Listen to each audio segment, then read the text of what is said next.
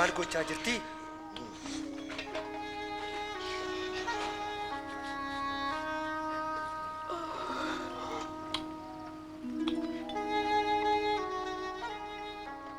Namichi kun utuu raajiidha ta'e dubartiin miila isaa xoftu kun maal akka taate ni bara ture. Akkasumas cubbamtu akkami akka isheen taate. Simoon ani beeka dubartiin kun eenyuun akka taate. Mee waan sitti himaa. Namoota lamatu turan kan namicha tokko irraa horii liqeeffatan. Inni tokko qarshii 500 inni kaan immoo 50. Lamaan isaanii garuu deebisuuf hin dandeenye. Innis isaanii dhiise. Egaa isa kamtu caalaa isa jaallataa? Akka yaadutti isa caalaa dhiifame natti fakkaata. Dhugaa keeti. Dubartii kana ni argitaa? Ani mana kee dhufe. Ati garuu bishaan miilaallee anaaf hin kennine. Isheen garuu imimmaan isheetiin miila koo dhiqxee rifeensa isheetiin naaf qorsite. Ati yommuu dasmatti nan dhunganne. Isheen garuu erga dhufte miila koo dhungachuun dhiibne. Ati mataa koof dibata naan dhiyeessine.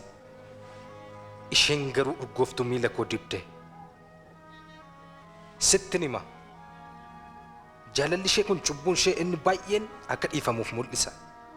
Kan xinnoo dhiifameefis jaalala xinnoo argisiisa.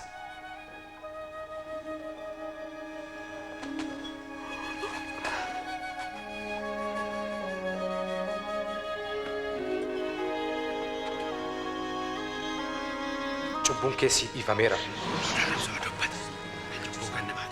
Amantiin keessi fayyiseeraati nagaan gali.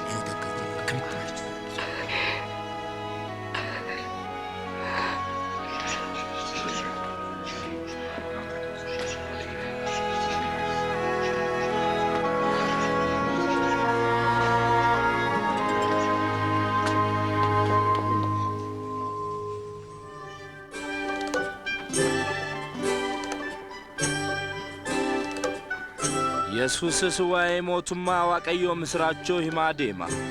Bartoonni isaa fi dubartoonni inni hafuura hamaarraa fayyise isa walii wajjin turani. Isaan keessaas Maariyaam ishee Magdalaa jedhamtu, Yo'aanaa haadha manaa Kuuzaa hojjettuu Heroodis, akkasumas Susaanaa.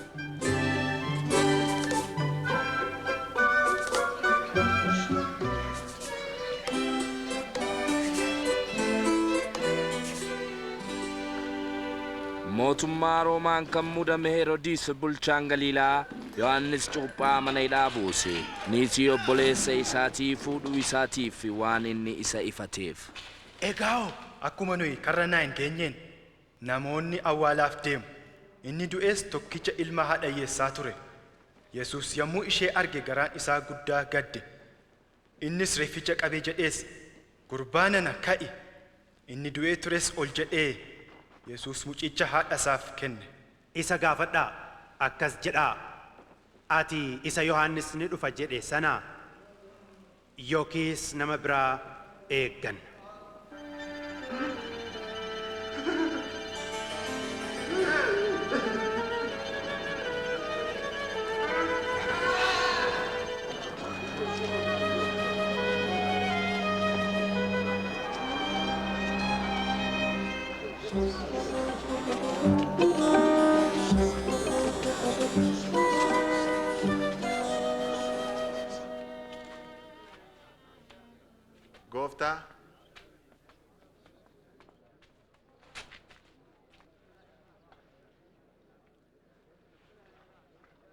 Gooftaa, akka nuti gaafannu Yohannis cuuphaan nu erge Masiihni dhufa jedhame si yookaas kan biraa eegnu?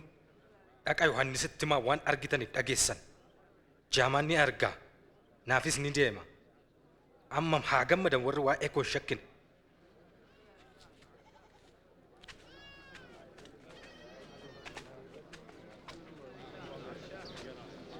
Maala olla fuudh. Ol gaditti gotti ba'i. Ammoo sitti hin argamu. Yesuusinan ilaala. Qotataan tokko sanyii facaasuuf ba'e. Innis utuu facaasuu kaan karaarra bu'anii irra ejjetaman. Simbirroonni waaqaas nyaatan. Kaanis lafa dhagaarra bu'an. Yemmuu biqilanii ba'an jiidha waan hin qabaanneef dafanii gogan. Kaanis qoraattii keessa bu'an. qoraatichis wajjin biqilee isaan hudhe. Kaan biyyoo gaarii irra bu'an. Yeroo guddatanii biqilanis firiin isaanii dachaa dhibbaan baay'atan. Gooftaa, maaliif lafa namoonni baay'atanitti fakkeenyaan dubbattaa?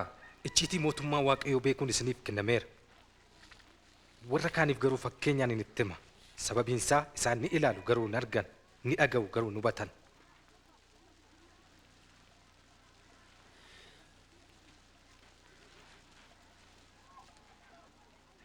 Hiikaan fakkeenyichaas akkasi.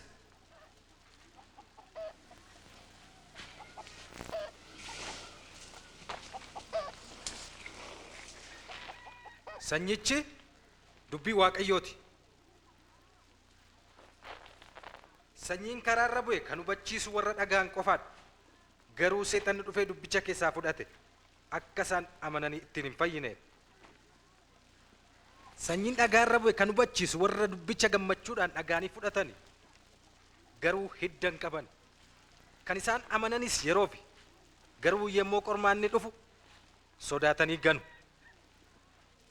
Sanyiin qoraattii keessa bu'e kan hubachiisu sagalee isaa warra dhaga'an.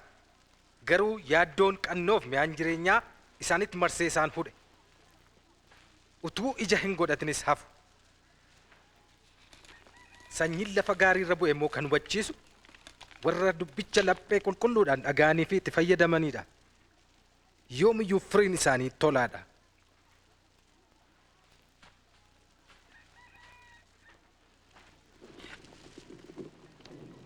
Eenyuyyuu ibsaa qabsiisee guubootti hin haguugu yookiis siree jalan kaa'u. Baattuu irra kaa'a malee. Kanaafis namoonni yeroo ol seenan kallattiidhaan argu. Kan hin mul'anneef kan golgame hin jiru. Gara ifaatti kan hin baaneef kan dhokate jiraachuu hin danda'u. Egaa of eeggadhaa akka itti dhaggeeffattan.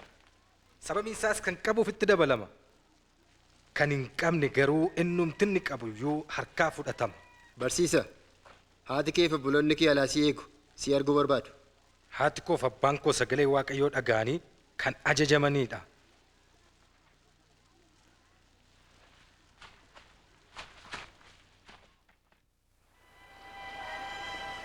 Gaaf tokko Yesuus hordoftoota isaa waliin doonii keessa seenee gama sanatti haa ceenuu jedhe.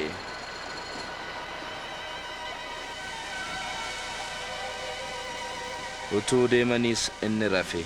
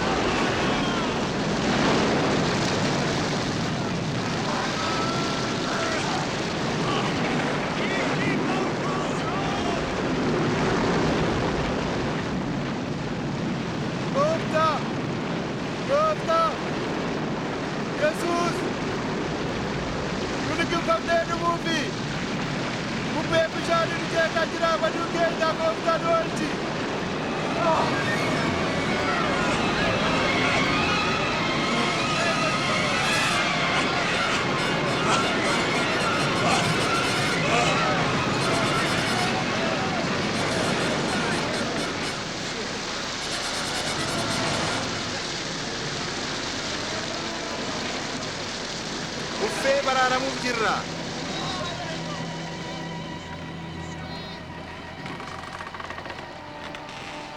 Meer amantiin keessan.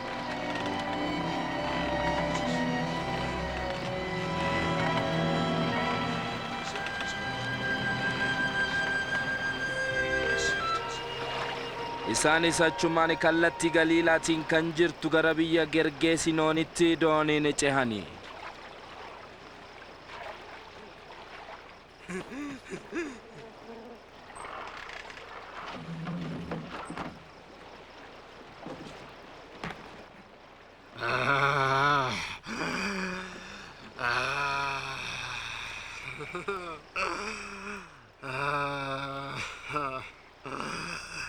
Yesus, ilma Waaqayyo Abbaa, maalirraa qabdaa? Singada nangidirsin. Eenyu maqaan kee?